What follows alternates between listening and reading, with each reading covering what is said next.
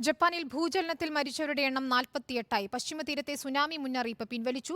എന്നാൽ തുടർ ഭൂചലനങ്ങൾ ഉണ്ടാകുമെന്ന് മുന്നറിയിപ്പുണ്ട്. ഭൂകമ്പത്തെ തുടർന്നുള്ള രക്ഷാപ്രവർത്തനം തുടരുകയാണ്.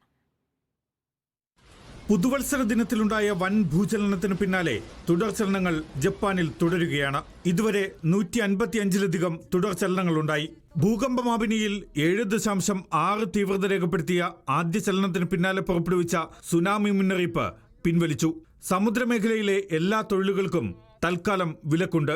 സമുദ്രത്തിലെ മാറ്റങ്ങൾ കാലാവസ്ഥാ നിരീക്ഷണ ഏജൻസി നിരന്തരം വിലയിരുത്തുന്നുണ്ട്. പ്രധാന വിനോദസഞ്ചാര മേഖലയും ഭൂചലനത്തിന്റെ പ്രഭവ കേന്ദ്രവുമായ ഇഷിഗാവ പ്രിഫെക്ചറിലെ മധ്യവാജിമയിൽ 200ലധികം കെട്ടിടങ്ങൾക്ക് തീപിടിച്ചു. 25 കെട്ടിടങ്ങൾ തകർന്നു വീണു. സുസു നഗരത്തിൽ 50 കെട്ടിടങ്ങൾ തകർന്നുവെന്നാണ് ഔദ്യോഗിക കണക്ക്.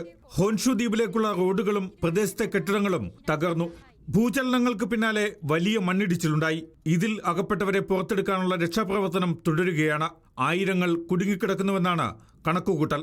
മരണസംഖ്യ കൂടുതൽ ഉയർന്നേക്കുമെന്നാണ് കരുതുന്നത്. ആശുപത്രികളിൽ കൂടുതൽ പേർ ചികിത്സ തേടി.